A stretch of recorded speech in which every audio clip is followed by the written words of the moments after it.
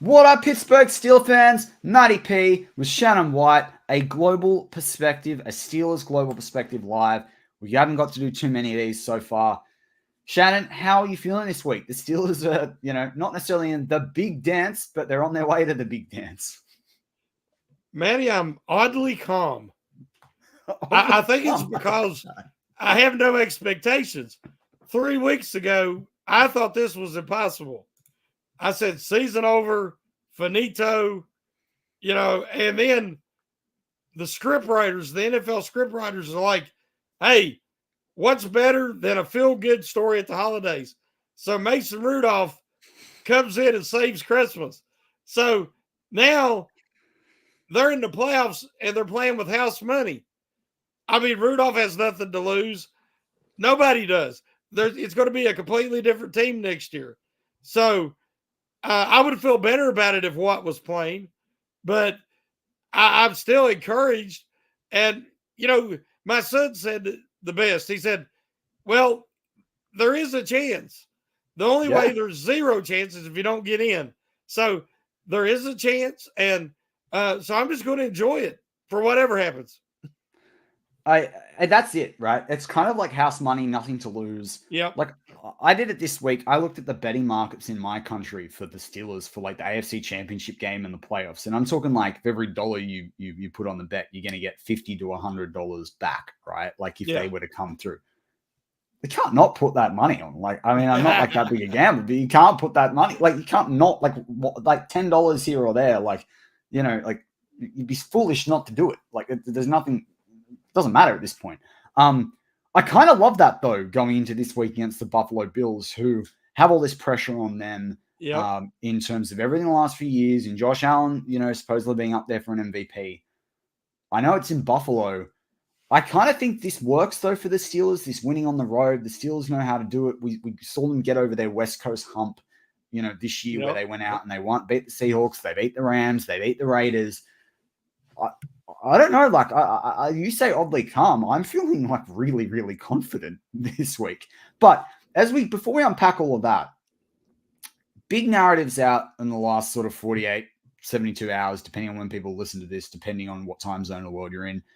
Pete Carroll gone, Bill Belichick gone, Nick Saban gone. It's been like there's probably Mike Vrabel gone after he did the Steelers a solid. There's probably a couple other names in there that I've missed. We know Ron Rivera was already gone. Coaching carousel continues. Everyone was out on Mike Tomlin, and we've said some critical things, and it doesn't change no matter how far they go in terms of, and Derpy says in the live chat, end of an era. Like, it doesn't change necessarily. We still got to fix the OC problem. But like, I don't know. I'm kind of liking the stability of having Mike Tomlin right now. Yeah. Yeah, I think it's times there are changing. Watching Bill Belichick, a man that coached 24 years, it took the Patriots from nobodies to a dynasty. Him and Tom Brady are the face of that. If there's a Mount Rushmore, they're the two main ones. And to see him go out that way, I mean, it was time, kind of like when Noel left. Yeah. But it was still, surprising. Nick Saban stepping away at Alabama, where he's a icon. But things are changing with in college football, with the NIL, with conference realignment, with now you're going to have super teams, and you're going to have teams like I'm from West Virginia, and athletics brings in more money to the university than everything else combined, and they're going to be irrelevant. It's going to make super teams, super conferences, and everybody else ain't going to matter.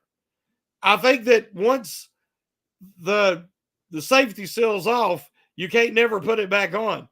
And I think that there's going to be a lot of people that's going to be very unhappy down the line when you have, the top 20 is going to be the top 20 teams that matter, and really only the top 8 who have a shot at the playoffs.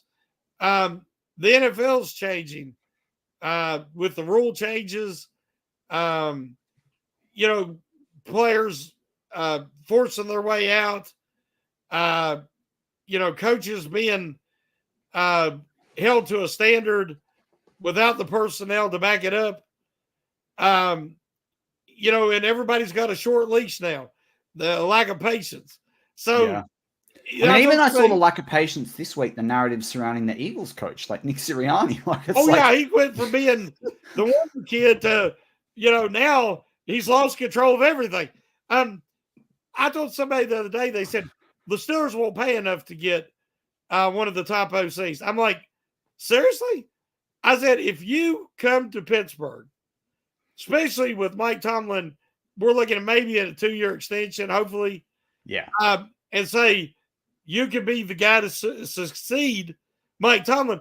That is the most secure coaching position in all of sports, is to be the head coach of the Pittsburgh Steelers.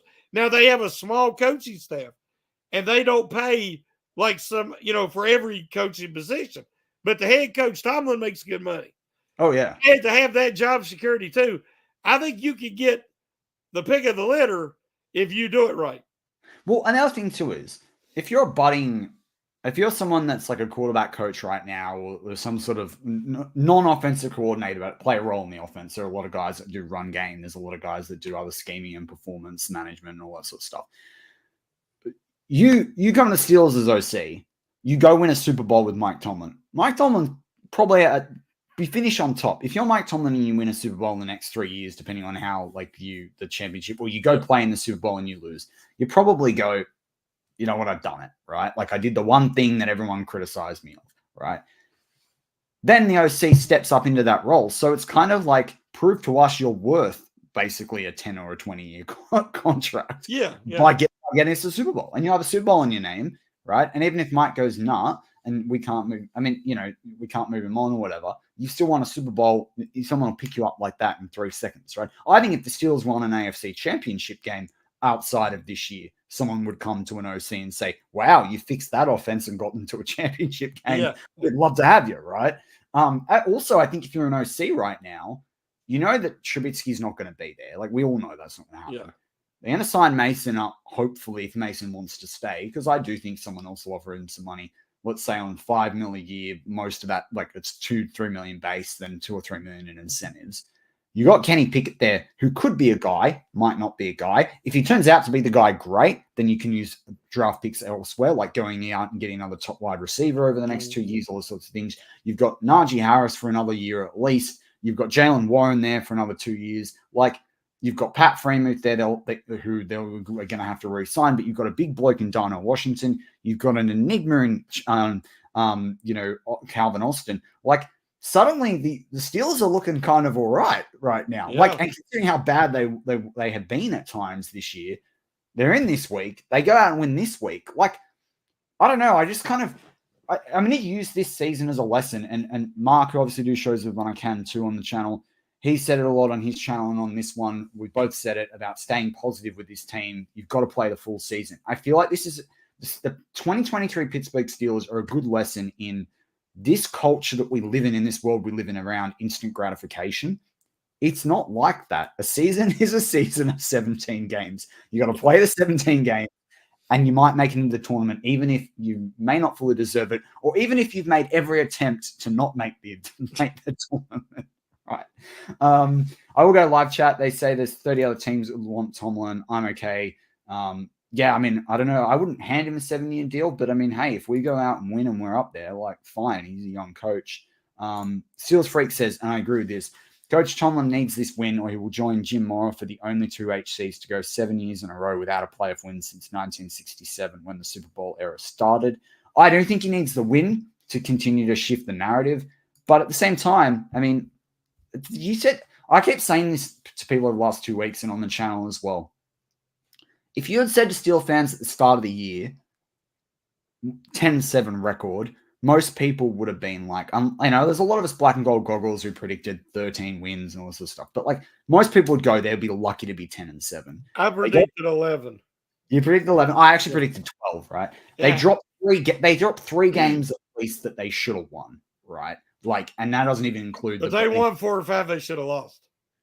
Fair, right? Yeah. But they're about where they were going to be, which is about 6th or 7th seed in the playoffs. So we're exactly where we were always going to be, right? Yeah. I expect but it feels good. I expect the wild card, yes. So now we're in this week. Injuries for the Steelers, it's pretty much TJ Watt. Most people are looking all right. I had a look at the injury report before we got on the show. There's some bigger injuries potentially with the Bills. But I just love the mentality that the Steelers go into this game against Buffalo with, where you've got nothing to lose Mason Rudolph, nothing to lose Pittsburgh Steelers. Yeah. Like,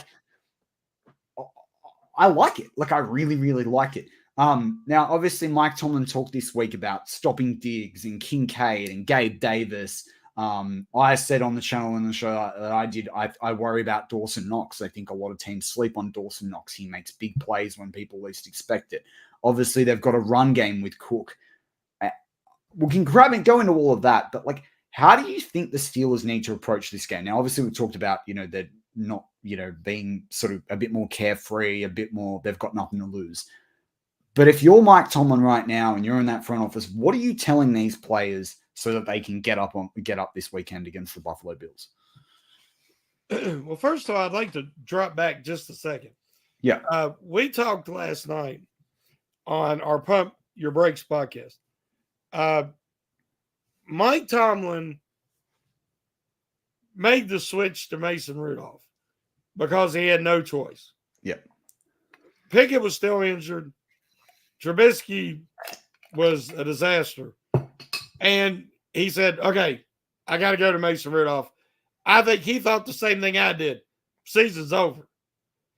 And, I mean, logically, he never went to him. He didn't even consider him.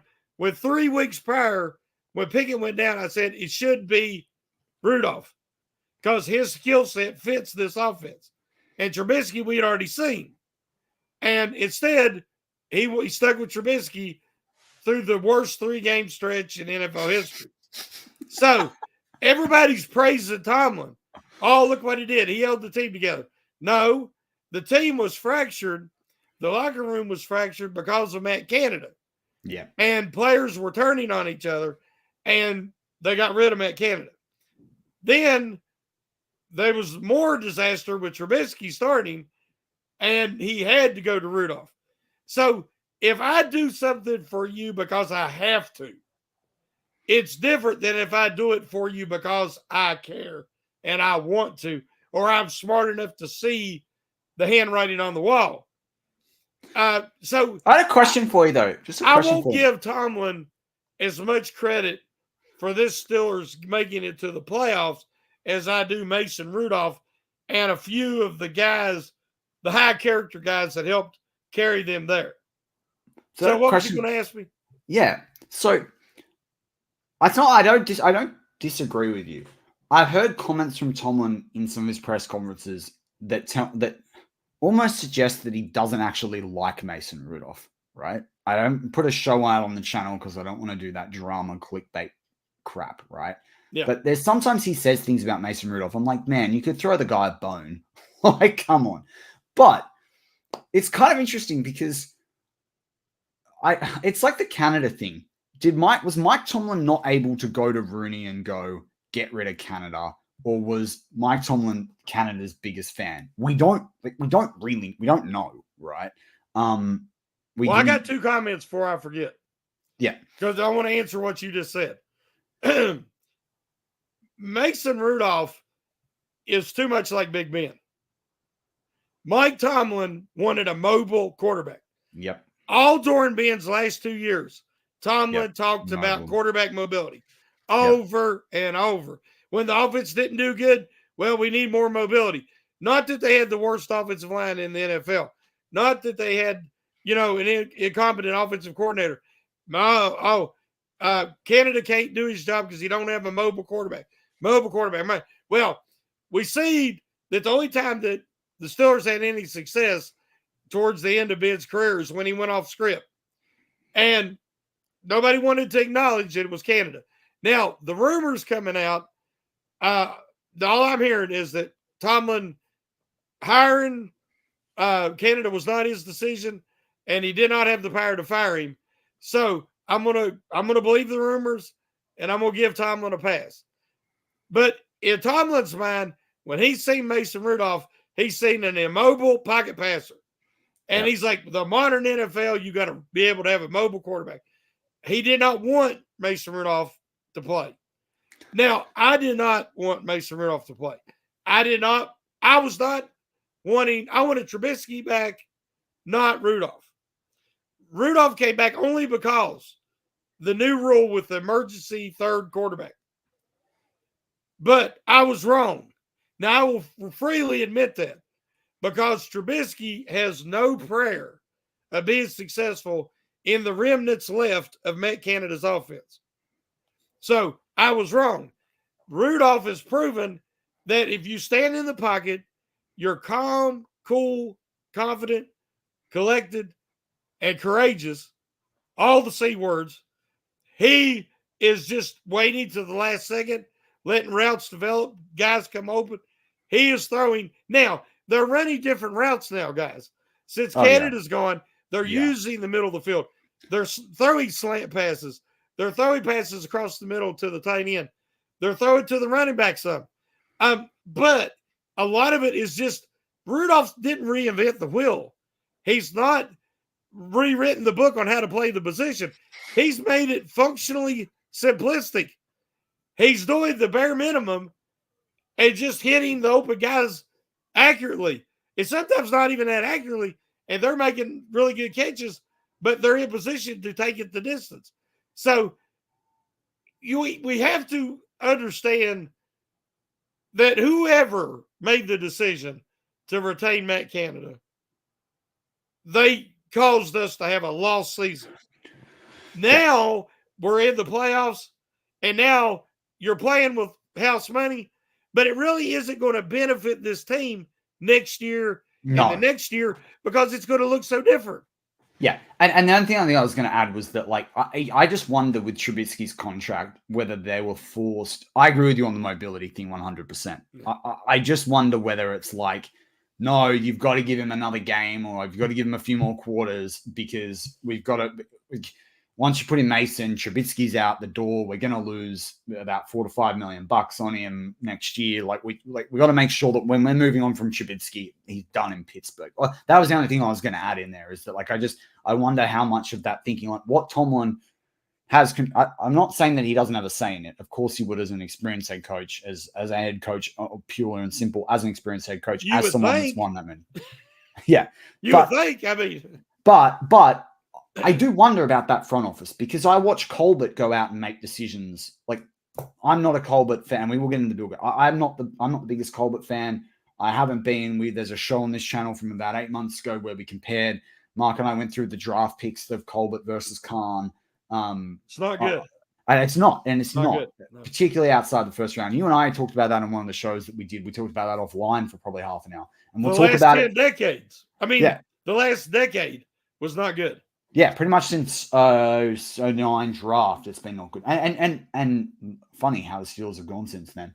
And you and I probably talk about that till the cows come home in the that's off season. Off season.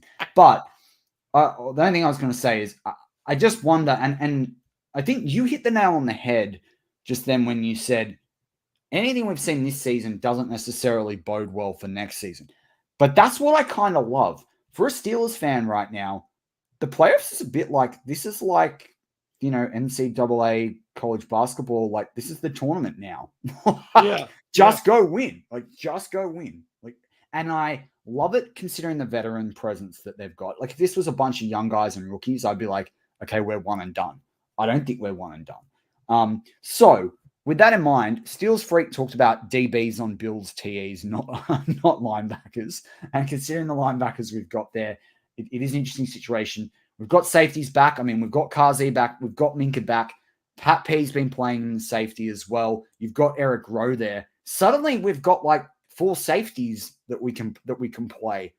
Again, I'm really kind of liking the matchup. I mean, obviously, Steelers can only put 11 on 11, but again, I'm really liking the potential matchup that we've got this week. I think we are closer to the Bills than what we've been maybe before, and maybe it's just based on form. But how do the Steelers go about stopping what can be a very potent Bills offense that has led them to they haven't lost since week 12. So it's like 6-7 weeks in a row.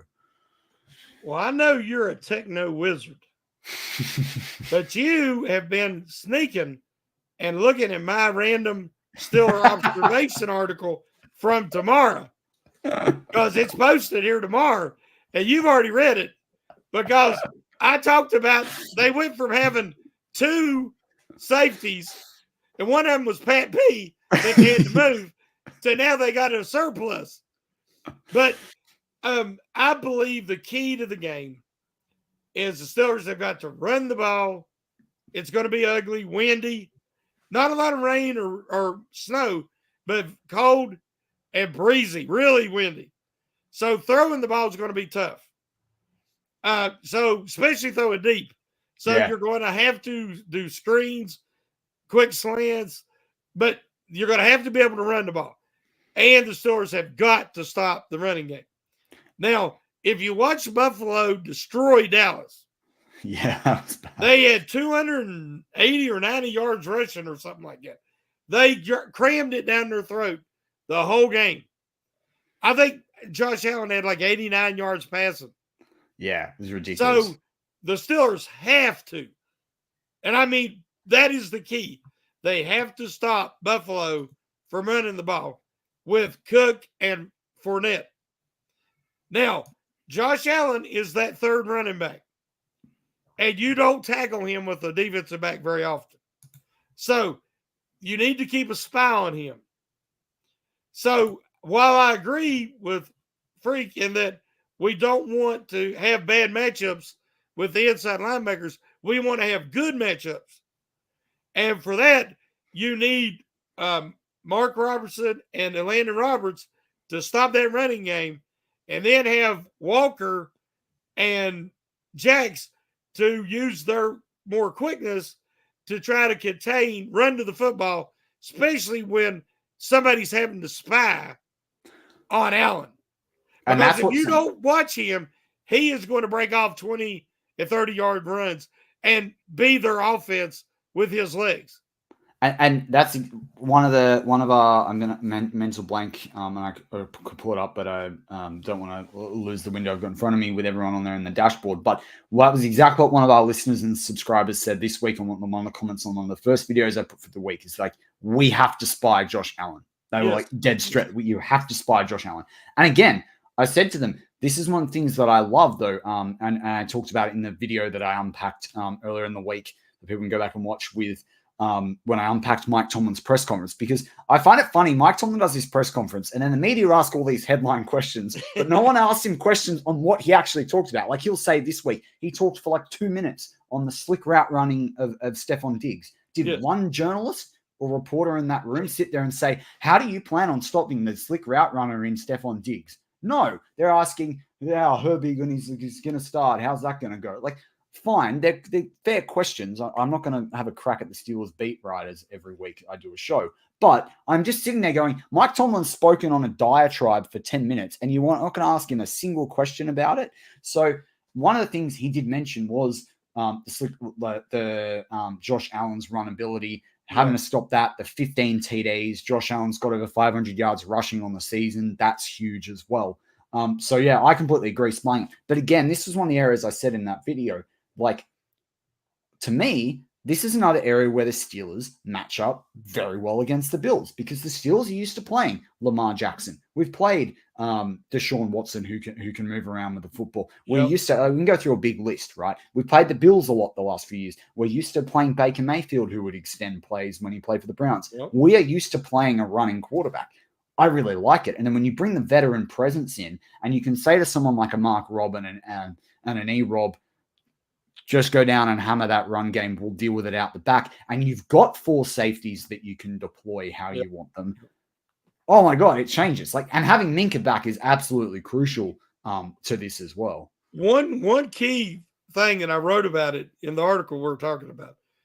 I want Eric Rowe to start with Minka Fitzpatrick.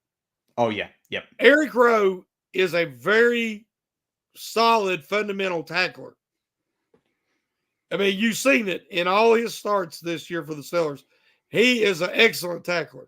He's from that Belichick he's a disciple. You have to be versatile. You have to be able to think on your feet and intelligent. And he has all that. When he comes up, he stops them. And it's going to be a running game. And I trust him more than I trust Kazee. Because Kazee flies up and tries to make the explosive hit. But sometimes he misses because he don't wrap up. And I don't like Kazee's athletic traits against the athletic traits of the Bills' offense this week. Why didn't we need to go bigger? Kazee can play that deep center field. Yeah. But the problem is there's not going to be a lot of deep passes. No. Not in 45-mile-an-hour winds. So, yeah. So, it's going to be a running game, and I'd rather have Rose starting. And Sam brings up the next point about expect Fournette to get a lot of carries. So That's it. Mike Tomlin highlighted that too. He said, and he's an Achilles Cook is heel the Lightning. Yeah, he's the Thunder, right? And Fournette, as you just said there, Shannon, he's used to running on the Steelers, whether that was with Tampa, whether that's back in Jacksonville. Fournette's ready to go. He's ready to put that mark. So it's a totally awesome point, Sam. And the other thing too is that's a different, and it backs what Shannon said there too. Hey, Pittsburgh, Toddy, but it backs what Shannon said there too about bigger safety. We want to make sure we've got guys ready on that line and safeties to make those blitzes, to make those tackles as well. I think safety blitz in sub package is another area in this game that's going to be really important. And the more pressure the Steelers can do on that run game will allow the Steelers to go for gold on the pass rush, which that's no surprise to anyone. But the big reason why I think that's important this week from my perspective, and I'd love to get your thoughts on it, Shannon, because we talked about him last week, but the more the Steelers can take a few risks or liberties or be aggressive in the pass rush, particularly with Herbig starting, I think the better. Like Herbig needs to have free license to just go, I've just got to get to that quarterback. That's my number one goal. Well, I think Marcus Golden will start. And then I think they'll work in Herbig because Herbig can play either side, but I think they'll leave him on one side. And if Highsmith needs a rest, Golden can take his spot. But the thing about Herbig, I could see them dropping back Highsmith in this game to cover some of the tight ends as well. And it's worked really well when they have. But I expect Herbig because he's relentless. So when you play Josh Allen, he's relentless. I mean, he does not give up on a play. He's the ultimate gunslinger. He's like Ben and Brett Favre had a baby. He will throw that ball into triple coverage because he thinks he can do it. He will run with the ball, holding it like this. He's got 18 interceptions this year. 18. Yeah, and 7 or 8 fumbles. So he led the league in turnovers. And he led them in creating touchdowns. So he either giveth or he taketh away. But you know that he is turnover prone. So when he starts scrambling, don't give up. Yeah. Chase him from behind. You can create turnovers. So there's where Herbig, in my opinion, I said it on the Pump Your Brakes podcast. I expect if he gets enough play, 2 sacks from Herbig. And it could be multiple fumbles because it's bad weather. And we know that Josh Allen has a huge ego and he has the talent to back it up, but he believes he can make a play on every play. So you just got to be relentless and chase him down. Totally. And I love that you brought that up about that relentlessness because I think it's what attracts Steel fans to what Herbig does. And when I went back to do one of the videos this week and I went to do the thumbnail image, I knew that Herbig had played well against the Bills at the start of the year in the preseason. Mate, there were so many pictures of him at the quarterback, near the quarterback, ducking under stuff. Like I was sport for choice, which you're not always doing when we go and make these thumbnails. That's why sometimes they can look all very much the same, is because there's not a lot of the imagery there. But even the images alone showed how much Herbig was willing to get to them. And that was back in the preseason. That was before all the work that he's done. So we talked a little bit about the secondary. We talked a little bit there about the safety side of the DBs. You've been very critical at times, and deservedly so, with Levi Wallace around the cornerbacks. How do the cornerbacks need to shape up? Because they got to mark up against a minimum Gabe Davis, Khalil Shakir, and of course Stephon Diggs. Cornerbacks get me. Cornerbacks get me a little bit. That's the one area I'm a little bit like, a little bit jittery about. Well, I think Davis. I expect Davis to not play. I think that the Bills think they can win this game without Davis, and with his injury, he does not need to be cold and stiff. No, and that's what you're going to be out there. It's going to be hard to stay warm. You can really further that injury and miss the playoffs. So I think he will not play. I expect Porter to match up on Diggs, which is good because, like I said, I think it's going to be a short passing attack for both teams. And you want Porter's length on Diggs. Yeah. I'm more concerned with what's the number 10, the slot receiver? Khalil Shakir. Yeah, he's a quick, nasty beast. He is very quick, and he is very effective after the catch. I do not want Wallace matched up on him. I do not want Sullivan matched up on him. I'll take Peterson just because he's crafty. Yeah. So I think that Peterson's going to play mostly the slot corner. Yeah. And so I agree with you. That is a concern, but the weather could neutralize that. And then we get back to the run game. Yes. So back to the defensive line. So defensive line, or back to one area left on defense. We've got to talk about the defensive line. But back to defensive line, the perspective of we've been critical about that at times.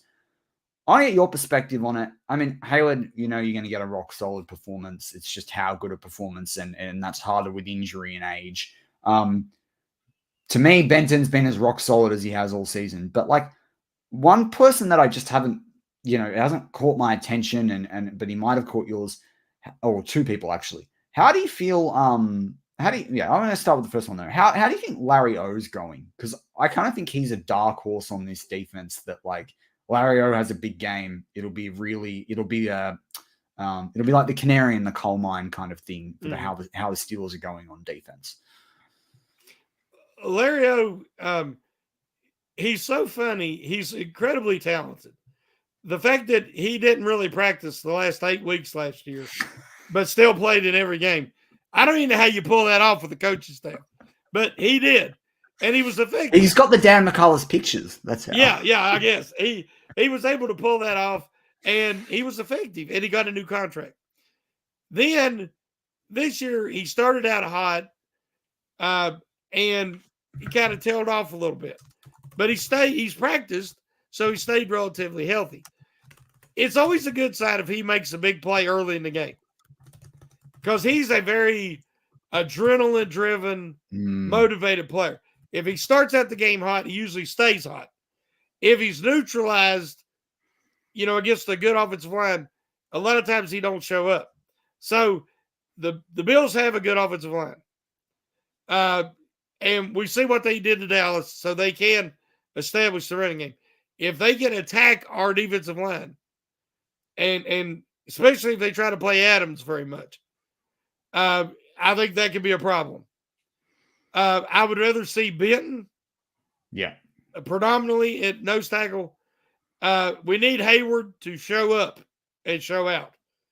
And if Ogunjobi can have success early, that bodes well for the Steelers for the game.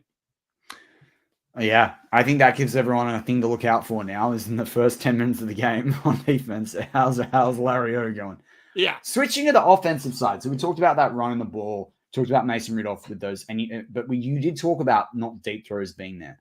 You talked about the screen game, but that's also going to be hard. Mike Tomlin referenced that's going to be hard with the way that their defensive line is set up from the Bills, and they play a 4-3, so they've got quite more fast, twitchy, bigger defensive ends, and they've got some big names there, and guys like Rousseau and Von Miller and some of these sorts of guys. Matt Milano is notably on injured reserve. But what can Mason do in the passing game, or how should Mike Sullivan and Mason be coming together with Eddie Faulkner to develop a passing game plan? Because obviously they can't run the football every single snap of the game.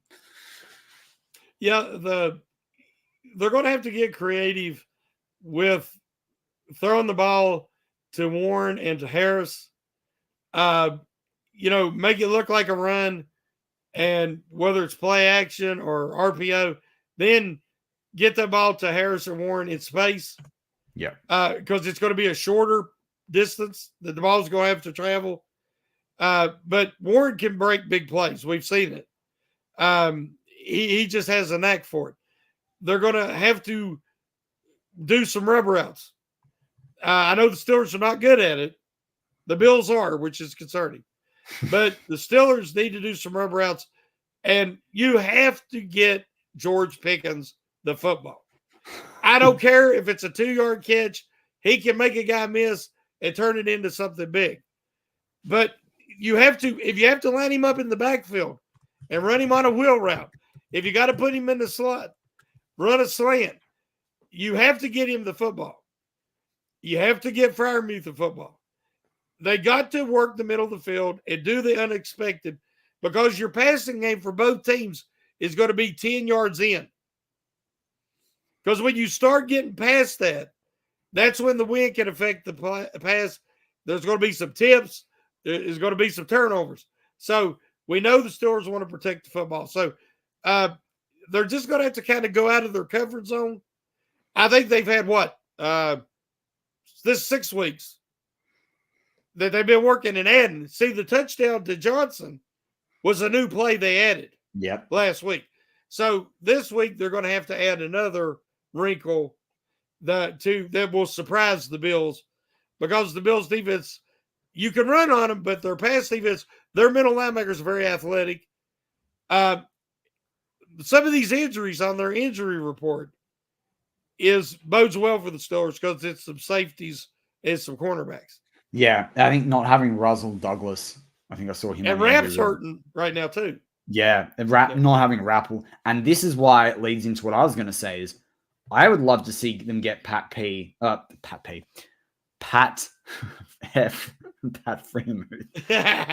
into some drag routes as well, and go moving across the field. I think we see a lot of vertical with Pat Freiermuth. At the start of the season, we saw these stupid screens, which I just don't think that's Pat Freiermuth's game. I think that's wasted.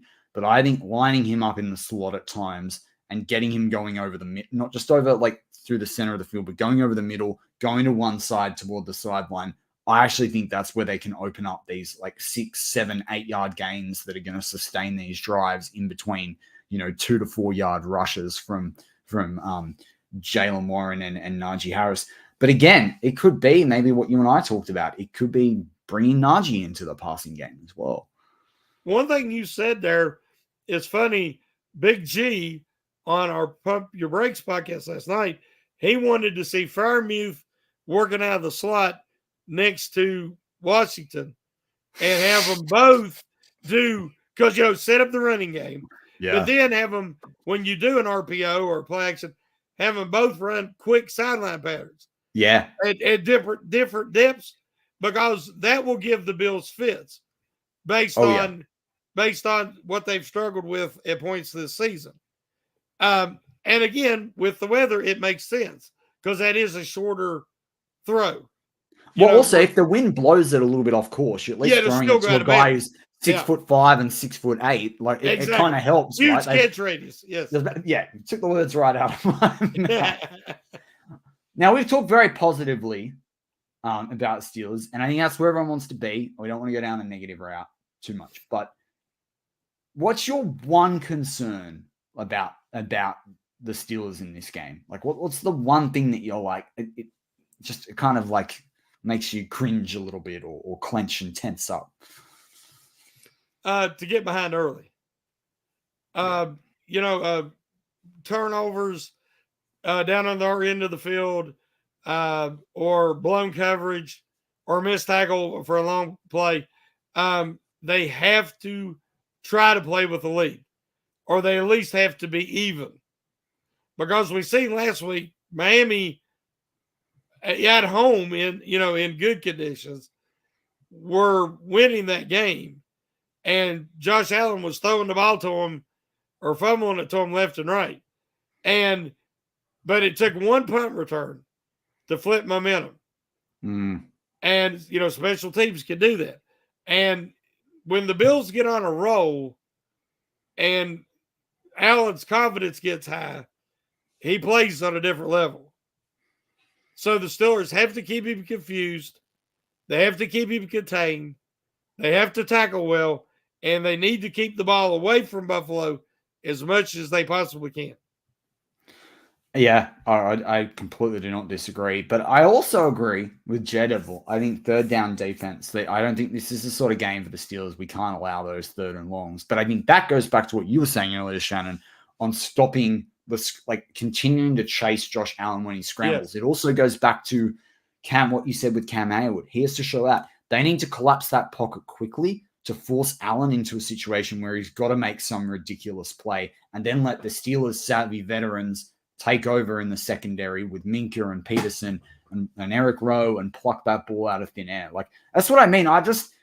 Every time I think about this matchup, I get more confident about it because now, and it's simple. It's playoff football. The team that makes the least mistakes, that executes their game plan, that has the ball the longest so the other team can't score points wins. I mean, it's a very simple formula. Well, we said it last week on one of the two segments that the Steelers are playing playoff football already. And so they are playing, they're actually on a hot streak now. Usually they go in the playoffs on a losing streak, but they're actually playing well, which gives us confidence. And they're playing a style of football that travels well because it's all their games are going to be on the road. And it's playoff style football. So as good as the 7th seed can be set up, I think they're in good position. It's still highly unlikely. I might not be as confident as you are, but I do have hope. So that's a good thing. You didn't have hope a few weeks back. So I did not. I had no hope.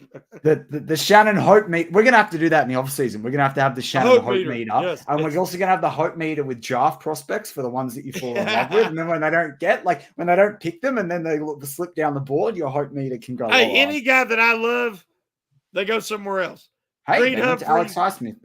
Well, but usually it's the other way. Creed Humphrey, Sky Moore. There's different guys. They always go somewhere else. So. We've talked a little about this over the last few weeks, but what do you think about the two RB sets? How do you feel like that rocks up for this game? I love the 2 running back sets, just like I love the 3 tight end sets. Yeah. The reason why is Warren can run the jet sweep.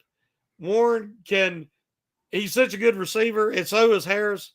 They just got to throw it to him. Yeah. Warren is a great blocker. If you need a reminder, go back and watch when Warren decleated Pratt for the Bengals on Calvin Austin's end around for the touchdown. Warren is an all-around beast. And Harris is playing his best football of his NFL career right now. So they're 2 of your top 3 offensive players, along with George Pickens. I want to see them out there more together. Yeah, I agree with you. And I think anything that's creative and makes the opposition's defense second guess is going to be a benefit for the Steelers. 100%. Exactly. You got to have more weapons. That's it. It. It's pure. Give the defense headaches. Yep. Make them not understand what you're doing. Make it always a constant adjustment. You can't adjust every single play. So that's a key to victory, really. Brian says, I would love to get at least an AFC Championship game, especially for Cam Hayward, as I feel his body has just taken a beating the last couple of years. He's old school and a real ass man. He I almost said that a very different way. And then Brian said there's also the rumor around him considering retirement. That all those things could happen. I had a question for you though. I want to spin the comment a little bit. Cam Hayward makes the AFC Championship game this season. Let's say they fall short of a Super Bowl, or let's just say they get there, which would be an awesome ceiling for this team, AFC Championship game. Does Cam Hayward make the Hall of Fame? Is that enough? Is that going to tick him? Are they going to put him over the hurdle? I don't think so. And here's why. We see a bias against the Steelers because there's so many of them already in there. If you tell me there's nobody convinced me Hines Ward shouldn't already be in the Hall of Fame. Surely I'm sorry. He was a in. different animal. Yeah. The Hall of Fame is for special athletes, game changers. Yeah. Multiple rules were changed because of Hines Ward. He put up numbers that were top 10 in his generation with Cordell Stewart, Tommy Maddox, these guys. He only played a small portion with Ben. Yep. He was the best run blocker, and he done so willingly. He was happy to knock guys out. So much so they had to change the rules. Now you have James Harrison, who for a short window was the most dominant edge guy in the NFL. Teams feared him. Not that he'll get a sack, or they feared the man. But his career was short. But he was a Super Bowl MVP. He was a Defensive Player of the Year. Cam Hayward doesn't have that. Cam Hayward's been an excellent player, a great leader, outstanding citizen for an extended period of time. He needed a big year this year, in my opinion. Yeah. And next year to be playing for a contender. This year was wiped out because of the core injury. And next year, there's no guarantee that he's going to be able to play for a contender if he stays in Pittsburgh. So I am concerned that alone will keep him out of the Hall. I agree. And the reason why, too, a lot of people will point to 80.5 sacks plus. And it's funny. I was going to do a show on can TJ, it was a couple of weeks back because he's played, I think, 104 games now. Can TJ get 100 sacks in 100 games, right? Which even to think about that is absolutely insane, right? Like, because the margin's not too far off, right? I think it's like 98 off the top of my head and 104 or something like that, right? But when I went to look at I was like, oh, if TJ gets 100 sacks, is he automatically in the Hall of Fame? I was thinking to myself. And then I went through and I looked at the sack leaders, both official and unofficial, because Pro Football Reference has gone back and watched all the tapes, and got the unofficial ones out there. And even TJ probably needs 130 sacks to guarantee the Hall of Fame. He's not in yet. No, but that's what I mean. So. He that's why everybody's saying it's not a big deal if he don't win Defensive Player of the Year. He should win, hands down, Defensive Player of the Year over Myles Garrett. He is. There's a video going out. But PFF wants it to be anybody but TJ. But if you watch the games and see how TJ impacts the Steelers, they don't win without TJ Watt. Well, and TJ Watt does everything on a football field at an elite level. So, but TJ needs that second Defensive Player of the Year award. As you say, he needs 2 to 3 more seasons of double-digit sacks, because if he falls off like JJ did due to health and injury concerns, I'm afraid he won't make it. Yeah, and 100%. And he should be the Defensive Player of the Year. We will have a video out on that as soon as the Steelers playoff push stops, unless, of course, we get to the Super Bowl, and then I'll put that out anyway because we want to get that out before the awards announced. But I have got that ready to go. That's all there, written down, ready to go, just to be recorded. In terms of the context of what it meant for the Steelers season. That's the only reason I haven't pre-recorded it. But one of the things that I keep hearing is that, before TJ's the last game of the season was, well, Myles Garrett was so good on the best defense in the league. And I'm like, it's the Defensive Player of the Year. It's the player with the best results. And one would argue if TJ is getting that in, not the best defense in the league, that means that he's having to do some pretty special stuff because of how much he's getting double teamed and triple teamed and held. Man, I talked about this earlier. Garrett is on the best defense in the NFL with a defensive coordinator that is ultra aggressive, the most aggressive defense since the 85 Bears. And it shows all the talent around and the scheme that Garrett had 2 sacks the last 6 weeks. TJ Watt had 2 sacks last week. Micah Parsons was on a defense that just gobbling up sacks, incredible defensive line, incredible secondary, as a Defensive Player of the Year candidate in brand in their own secondary. And we know that Rod Woodson and Greg Lloyd hurt themselves in the 90s multiple times because they were both in the running for Defensive Player of the Year. But PFF is too stupid to realize any of this and realize that Watt is doing more with less. If anything, that should solidify him winning the Defensive Player of the Year award. I agree. I understand. You and I could talk for hours on PFF and I get fired up about that one. Now I get fired up about it. Yeah. And I Lewis Riddick, look, I have enough trust in the media out there purely from even what Lewis Riddick said this week about anyone that knows TJ. And it also comes down to TJ's PR campaigns. Like he doesn't go out there seeking the glory or anything like it. But yeah, it obviously does cost the Steelers this week. But I don't know. Have you given a score prediction for this week's game? Yes. I figured out something. Oh, here we go. I control the Steelers' destiny. Me and me alone. I give up on them 3 weeks ago. I said they won't win another game. I've picked against them 3 weeks in a row, and they win every game. They've won every game despite me. They've won every game to show that I'm an idiot. But I figured it out.